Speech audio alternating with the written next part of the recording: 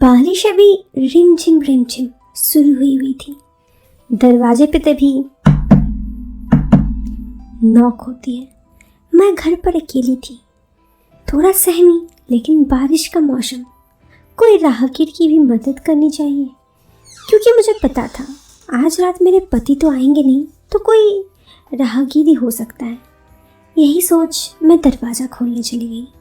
Hello दोस्तों, ये कहानी कविता की ज़िंदगी की एक सच्ची दास्तान, बात आज से करीब 3 साल पहले की है।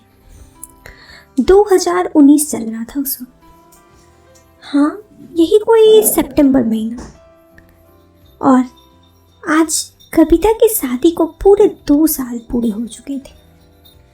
लेकिन अफसोस, आज कविता की सालगिरह तो थी, लेकिन उसके पति आज यहाँ नहीं थे। उन्हें सीरियस कुछ काम था, जिस वजह से उन्हें आज बाहर जाना पड़ा। कविता, मैं घर से निकल रहा हूँ। ठीक है, मैं क्या ही कह सकती हूँ। मैंने तुम्हें कहा ना, ये मीटिंग बहुत ज़रूरी है, और वैसे भी हम एनिवर्सरी सेलिब्रेशन नेक्स्ट संडे कर लेंगे। हाँ, क्या ही फ़र्क पड़ता है, आप जाइए। कविता, तुम गुस्सा रही हो तो मैं क्या करूँ, आप बताइए ना। लेकिन कविता की बातों को अनसुना करके कविता के पति घर से निकल जाते हैं और सीधा पहुंच जाते हैं देहरादून के एयरपोर्ट, जहां से उन्हें दिल्ली के लिए फ़्लाइट लेना था। कविता इधर घर पर अकेली थी। वैसे उसे घर पर अकेले रहना कुछ अलग नहीं था। वो अक्सर महीने में 4-5 दिन तो घर पर अकेले रहती ही है। कारण उसकी सास की मौत आज से 1.5 साल पहले हो गई। शादी के बाद जब वो नई आई थी, अब अकेले रहती थी, तब उसकी सास भी उसके साथ रहती। लेकिन जब उसकी सास की मौत हो गई, तब अब से जब भी कविता के पति बाहर जाते, कविता को घर पर अकेले रहना पड़ता। पहले कुछ दिन तो कविता के पति काम के लिए घर से ही कोई करते या फिर शाम तक आने की कोशिश करते। लेकिन जब बाहर दूसरे शहर जाना हो तो हर वक्त हर दिन आना पॉसिबल नहीं। और कभी कभी तो कविता का पति का काम पूरे 3-4 दिन का होता था। ये शादी के बाद से ही था, बहुत नॉर्मल था कविता के लिए। लेकिन इन 5 दिनों में कविता को अलग रहना या फिर यूँ कहे तो अकेले रहना बहुत खलकता था। वो अकेले बिल्कुल नहीं रहती थी। बचपन से ही वो एक जॉइंट फैमिली में पली बड़ी कविता हमेशा सबसे खूब बातें करती। उसे बातें करना, दोस्ती करना बहुत अच्छा लगता था। घर का परिवेश भी कुछ यूं ही था। लेकिन शादी के बाद तो मानो एक तरह से पूरी तरह से ही बदल गई। यहाँ पर उसका घर काफ़ी आलीशान था। घर पर किसी चीज़ की कमी नहीं थी। एक नौकरानी थी जो सुबह से शाम तक काम करती, रात को चली जाती। एक ड्राइवर भी था जो कविता के पति के साथ ही आना जाना करता। लेकिन जब कविता के पति नहीं रहते तो ड्राइवर भी नहीं आता था। हाँ, कभी दिन में ड्राइवर आकर कुछ सामान मंगवाना हो तो कविता उससे मंगवा लेती। लेकिन रात को या फिर शाम से जब उसकी नौकरानी चली जाती, उसे अकेला ही रहना पड़ता था। इन सब से कविता थोड़ी उदास जरूर रहती। कभी कभी सोशल मीडिया पर किसी पुराने दोस्त से बात कर लेना, तो कभी कोई वेब सीरीज़ देख लेना। यही था उसका कुछ जमाना। आजकल कुछ दिनों से कविता के पुराने दोस्त समीर से कविता की काफ़ी बातें हो रही थी। समीर को पता था कि कविता शादीशुदा है, लेकिन समीर शादीशुदा नहीं था। एक ज़माने में वो कविता को पसंद किया करता था, लेकिन कविता की इधर शादी हो गई। समीर अपने करियर बनाने में व्यस्त था, और सच कहे तो वो उतने अच्छे परिवार से आता भी नहीं था, जिस वजह से समीर ने कभी कविता को ये बात कही नहीं। हाँ, कविता के शादी के बाद जब आजकल कविता से उसकी बातें होती है, तो उसने एक दिन कविता को अपने दिल की बात कह भी थी, कुछ इस तरह से कि एक ज़माने में हम तुम्हें काफ़ी पसंद करते थे। कविता भी ये बात को मुस्कुरा कर वहीं रखती। लेकिन हाँ, अब दोनों में दोस्ती काफ़ी थी, क्योंकि इधर कविता घर पर अकेले घंटों बिताती, तो कभी कभी समीर से फ़ोन पर बात या फिर व्हाट्सएप पे चैट कर लिया करती। इस बात से उसके पति भी अनजान नहीं थे, लेकिन उन्हें उतना कुछ फर्क नहीं पड़ता था जब तक कि कविता उससे कुछ नज़दीकियां ना बढ़ाए। खैर, ये सब बातें तो हुई कविता की ज़िंदगी की। अब बात करते हैं उस रात की जिस रात कविता की ज़िंदगी थोड़ी बदल गई। हुआ कुछ यूं कि कविता घर पर उस दिन अकेली थी। उसकी शादी का साल गिरा था। सुबह पति काम के सिलसिले पे दिल्ली चले गए और आज सुबह से ही काफ़ी बारिश हो रही थी रुक रुक कर, या फिर एक बहाना भी कह सकते हैं। काम वाली को मौका भी मिल गया कि आज ना जाने का। कविता सुबह से शाम तक घर पर अकेली थी। वो काम वाली पे नाराज़ नहीं हुई और घर के कामों को ख़त्म करके मूवी देखने लगी। इधर थोड़ी बहुत समीर से बात हुई, थोड़े घर वालों से बात हुई। फिर बारिश छूट गया था। मौसम अब काफ़ी सही था।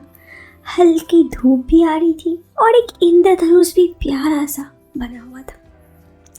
अपने दिनचर्या का सारा काम खत्म करके शाम के 7 बजे कविता अपना डिनर भी तैयार कर चुकी थी और बैठे बैठे सोफे पे टीवी देख रही थी। तभी जोरदार बिजली कड़कती है। अरे बाप रे, इतनी तेज बिजली! अब तो फिर बहुत बारिश होगी। हे भगवान, अब तो लगता है टीवी भी बंद करना पड़ेगा, नहीं तो पता चला बिजली चमकी और टीवी ही खराब हो गया। मन में बड़बड़ाते बड़बड़ाते कविता ने टीवी बंद कर दी। अपने पति को फ़ोन किया, थोड़ी देर उनसे गुफ्तगू किया जाए।